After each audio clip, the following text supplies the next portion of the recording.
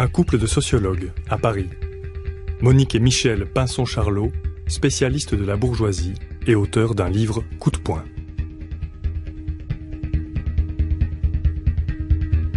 Dans cet ouvrage, ils révèlent comment les riches nous livrent une guerre sans merci. Voici la violence des riches. Première question sur votre livre, La violence des riches. Expliquez-nous d'abord ce que c'est que cette violence et comment elle se traduit. Alors dans cet ouvrage, on a essayé de faire une compilation qui n'est d'ailleurs pas du tout exhaustive des principales formes de violence qu'exercent ceux qui concentrent les richesses et les pouvoirs en France et puis en Belgique et dans les pays européens. Disons que c'est un peu ça notre tableau général pour analyser cette violence des riches. Et donc il y a une première forme de violence qui est objective, qui est économique, avec la mise au chômage de millions de Français, avec les deux principales choses, les délocalisations dans les pays du tiers-monde où il n'y a pas de SMIC et où les gens sont payés au tarif local, celui de la misère. Et ce qui fait que en France, les gens se retrouvent au chômage.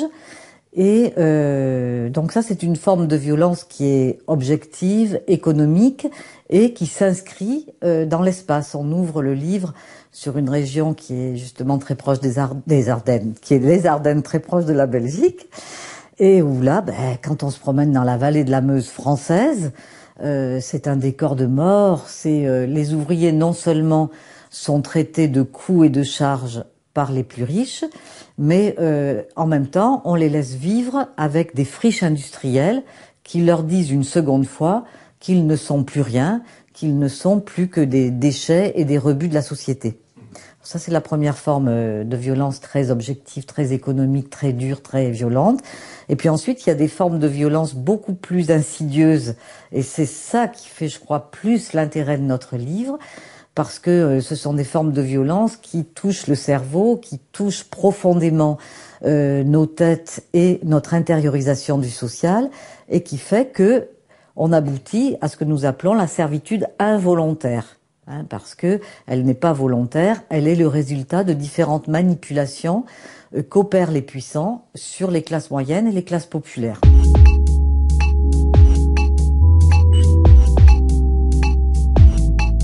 Donc ça, c'est pour ce qui est de la violence des riches dont vous parlez. Maintenant, quelle définition vous donnez des riches? C'est qui les riches dont vous parlez? La richesse, c'est avant tout une possibilité de vivre de son patrimoine. C'est-à-dire que la profession que l'on a n'est pas essentiel. On peut s'en passer ou on peut faire autre chose que des affaires. Il y a bien sûr dans les riches que nous avons contactés, vus, etc. Il y a bien des chefs d'entreprise, il y a aussi des banquiers, mais il y a des écrivains. Il y a des gens qui font du cinéma, des gens qui font d'autres choses, parce que ce qui caractérise ces riches, c'est-à-dire on devrait plutôt parler de grande bourgeoisie, ce qui les caractérise, c'est le fait que ce n'est pas leur activité professionnelle qui les définit, mais bien le fait que leur patrimoine est très important.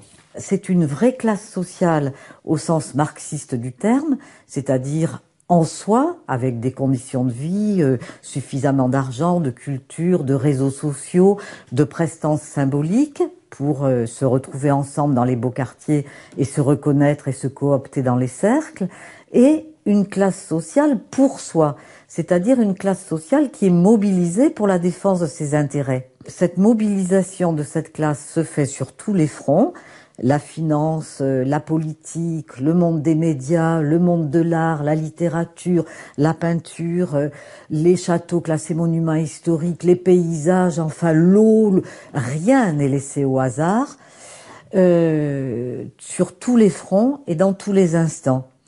Et ce qu'il y a d'assez extraordinaire, c'est qu'il n'y a pas de chef d'orchestre. C'est le système capitaliste, la défense de leurs intérêts, la mobilisation de cette défense de leurs intérêts, qui, dans la phase néolibérale, où la finance dicte désormais sa loi aux politiques, y compris au sein de cette classe-là, fait qu'on se dit c'est pas possible, ils ont comploté. Hein, mais c'est une classe sociale au travail, voilà.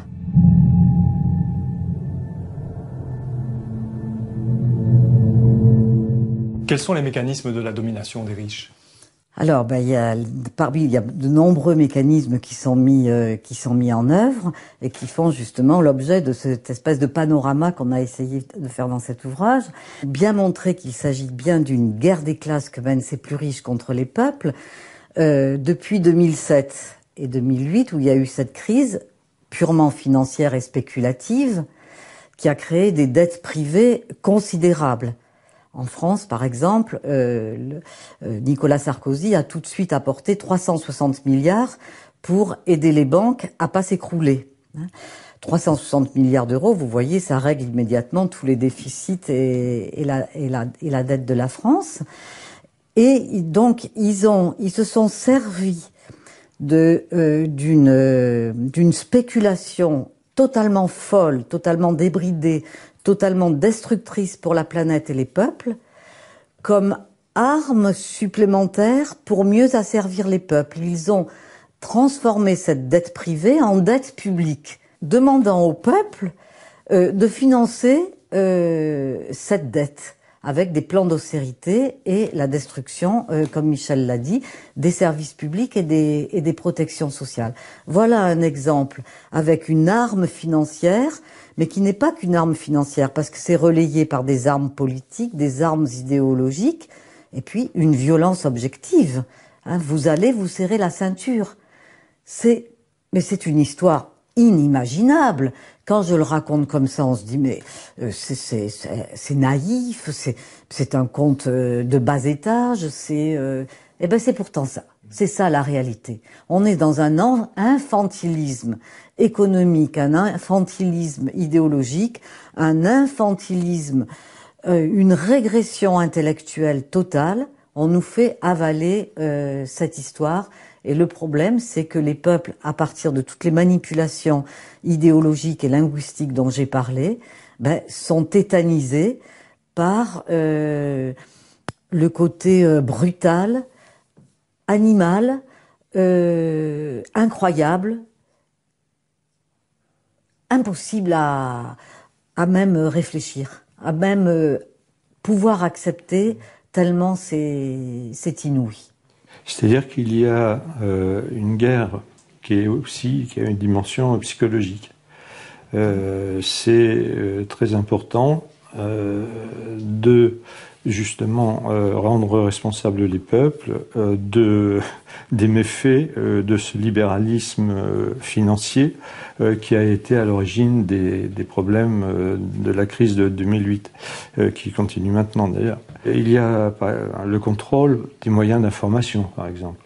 Alors là, nous bénéficions d'une possibilité de nous exprimer, mais qui est tout à fait intéressante, mais c'est assez rare.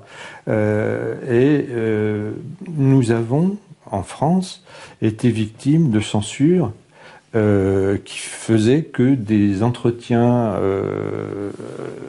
avec des journalistes dans la presse écrite n'ont pas été publiés parce que ce que nous disions n'était pas recevable et on était à contre-courant et de toute façon il est hors de question de publier ça.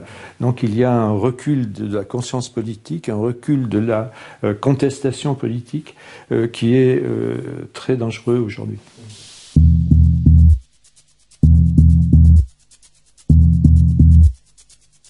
Comment expliquez-vous qu'il n'y ait pas davantage de révolte collective, ou en tout cas de remise en cause collective plus marquée de cet état de fait qui est quand même tout à fait dramatique? Il y a d'abord le fait que le capitalisme est bien sûr destructeur, c'est le thème de cet ouvrage, mais il est en même temps créateur de richesses. Et notamment, dans le domaine de la consommation, les peuples européens ont acquis une capacité dans le domaine de la consommation qui les piège. Il y a un certain plaisir à avoir...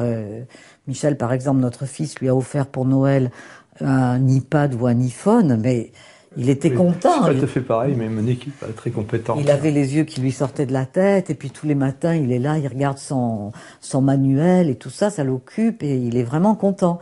Et puis après, qu'est-ce qu'il voudra? Enfin bref. Donc, cette consommation procure du plaisir, j'en suis témoin, et on en veut toujours plus, et donc on a peur. Voilà, ça tient les gens aussi. Il y a le fait que, comme je l'ai déjà dit, il y a ces manipulations sur le cerveau qui sont... alors, ça vous concerne pas vous pour votre émission, mais par exemple, les journaux télévisés français de 20 heures sont construits à partir de faits divers, de choses qui sont pas du tout hiérarchisées et qui sont mis dans n'importe quel ordre, et où on sait que la pensée critique peut se développer à partir de X secondes. Donc pile avant que le cerveau puisse avoir un espèce de recul avec ce qu'on est en train de dire, ça s'arrête et on passe à un autre sujet. Donc les gens perdent l'habitude de la réflexion. Donc si vous voulez, c'est un ensemble de facteurs qui font qu'aujourd'hui, en effet, on est face à des peuples qui sont individuellement tétanisés, sidérés, révoltés par l'ampleur des inégalités, mais impuissants à se révolter. Parce qu'au fond, le système néolibéral tel que nous le décrivons avec ses différents types de violences, il conteste pas, il demande pas à ce qu'on reconnaisse qu'il est juste. La seule chose qu'il demande, c'est qu'on ne le combatte pas, c'est qu'on ne le remette pas en question, qu'on soit impuissant à le remettre en question. C'est cela seul qui importe à la classe des riches. La tétanisation, l'impuissance des classes moyennes et des classes populaires. Qu'on se dise révolté sur le plan moral et religieux, tout ça, ça mange pas de pain, vous pouvez dire ce que vous voulez. La seule chose qu'on vous demande, c'est de ne pas changer cet ordre qui doit être présenté comme naturel, hein, comme le soleil qui nous chauffe ou la lune qui brille, et que de toute façon, il y a pas d'alternative. No alternative, avait dit Margaret Thatcher.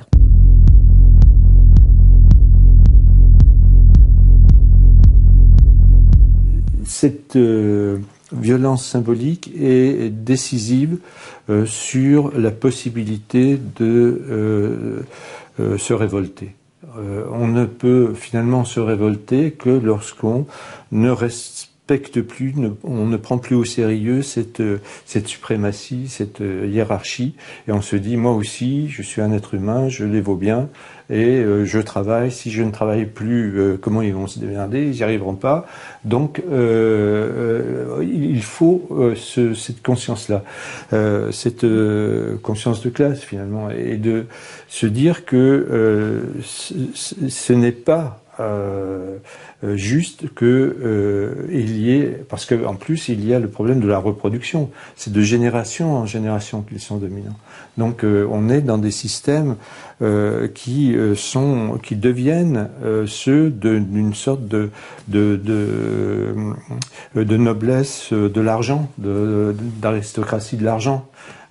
Et ça, c'est quelque chose qui doit être dénoncé, comme les privilèges de l'aristocratie ancienne, noble, ont été abolis.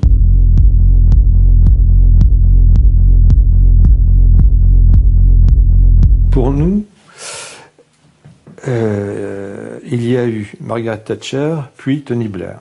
Tony Blair, c'est l'abdication du socialisme. C'est fini. Ce qui compte, c'est que à la City ça tourne bien, que les riches s'en mettent plein les poches et qu'on ait la paix sociale. Hollande, c'est Blair après Thatcher. Ça revient au même. Et on a eu en Allemagne Schröder.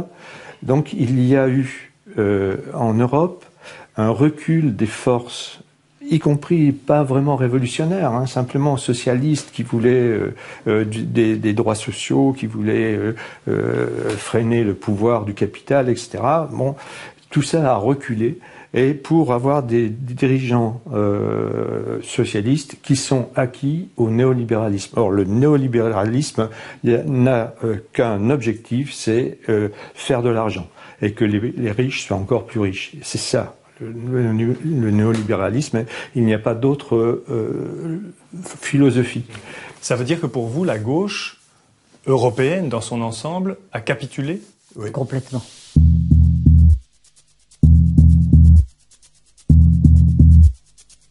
On part du principe que rien n'est naturel dans ce qu'on raconte, c'est-à-dire que le système capitaliste est une construction de l'homme, que le système néolibéral, aujourd'hui, cette phase extrêmement violente du système capitaliste, est également le résultat de la construction d'une classe dominante, qui en veut toujours plus dans la prédation du travail des ouvriers, des classes moyennes, des intellectuels, et que ça n'est pas du tout naturel, c'est des constructions sociales. On a une classe sociale qui mène la guerre contre les autres et qui crée pour ça l'enfer fiscal pour nous, le paradis fiscal pour elle, qui s'approprie complètement les ressources publiques des États, qui lamine les territoires nationaux, les souverainetés politiques au bénéfice d'une circulation libre de leurs profits, du capital et de leurs propres personnes, parce que la circulation libre des personnes, vous savez très bien qu'elle s'arrête à un certain niveau de fortune. Pour ceux qui sont pauvres, ils se heurtent à des murs. Ça a été construit par les hommes, et donc ça peut être démoli par d'autres hommes. C'est-à-dire que nous pouvons démolir ce système pour construire quelque chose d'autre. Simplement, c'est plus difficile de construire quelque chose d'autre face à ce qui a été construit par cette classe, le système capitaliste qui a envahi toute la planète.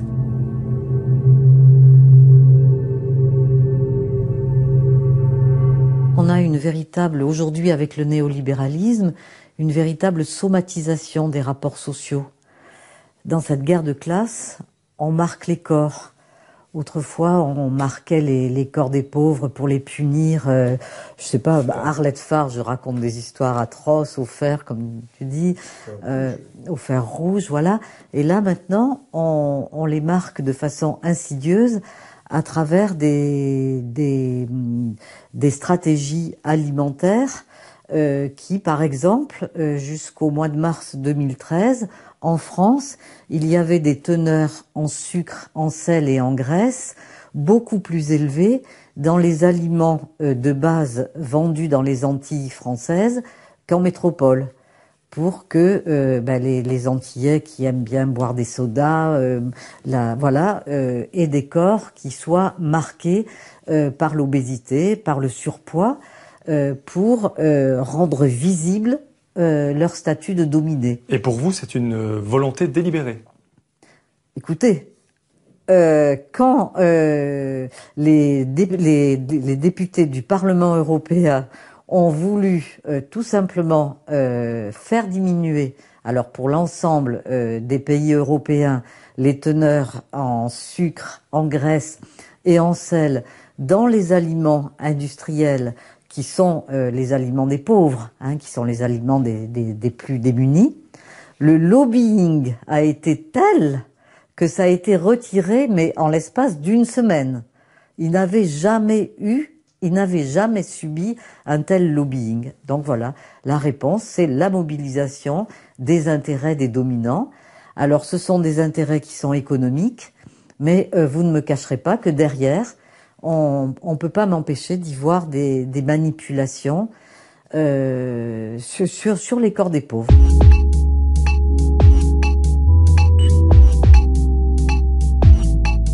Nous ne sommes pas dans une posture de dénonciation. Nous tenons beaucoup à ça. Nous dévoilons un système inique, violent, que nous ne supportons pas. Mais si vous voulez, c'est très important pour nous que le dévoilement prenne le pas sur la dénonciation, afin que ceux qui vont nous lire ou nous écouter comprennent bien que c'est quelque chose qui est compliqué, qu'on n'est pas dans le tous pourri, que le tous pourri est un raccourci et qu'il faut passer par le temps de l'analyse, de la compréhension pour arriver à transformer ce système. Comment est-ce qu'on peut individuellement aussi se libérer de cette violence? Parce que nous appelons la vigilance oligarchique de tous les instants. Chacun est pris dans sa vie, soit dans son entreprise, soit sur le plan local, soit avec sa famille. Enfin, on est tous pris dans des tas de réseaux. Et essayer de faire remonter ces réseaux, quand on est ouvrier dans une entreprise, s'intéresser aux actionnaires de l'entreprise, s'intéresser à la vie de l'entreprise et dénoncer, dévoiler les choses qui sont répréhensibles, qui sont... Enfin voilà. Et donc là, en ce moment, moi je suis très, parce qu'on est très aussi sur la délinquance des riches et l'évasion fiscale, sur les lanceurs d'alerte.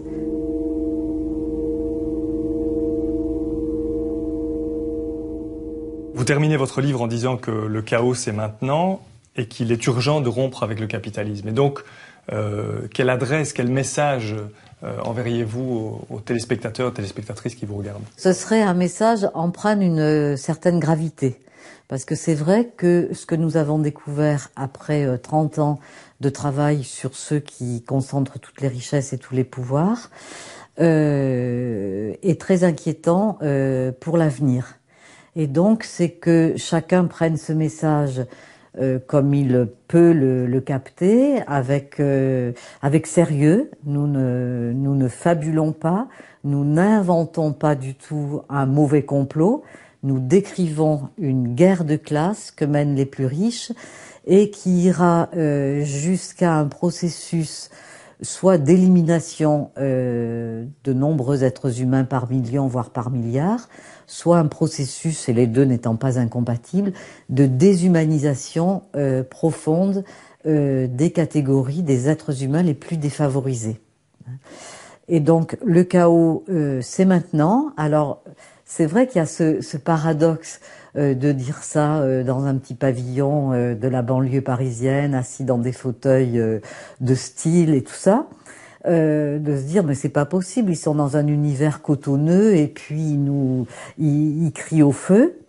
Mais c'est la difficulté de la situation. Parce qu'on est dans des pays avec une certaine richesse qui a pu s'accumuler, de la consommation, on est plus des consommateurs que des citoyens aujourd'hui, et c'est bien des citoyens qu'il faut redevenir à part entière. Et si jamais il y a des téléspectateurs qui se disent mais ils exagèrent, c'est pas comme ça aujourd'hui, il faut penser aux générations futures. Il faut penser au fait que le réchauffement climatique, c'est parti. C'est irréversible, que la spéculation sur le réchauffement climatique va évidemment exacerber ce réchauffement lui-même, que les inégalités vont s'aggraver et s'aggravent à une vitesse qui nous-mêmes nous tétanise, et qu'enfin, la bulle financière, l'instabilité financière s'aggrave de jour en jour. Donc, la crise de 2008 doit être prise très au sérieux parce que ça n'est pas une crise comme les autres crises précédentes. C'est une crise beaucoup plus grave, beaucoup plus lourde, qui va entraîner une récession, alors qui n'aboutira pas sur les guerres traditionnelles que nous avons pu connaître jusqu'au bout de l'horreur au XXe siècle, mais qui nous a installés dans un état de guerre qui ne dit pas son nom.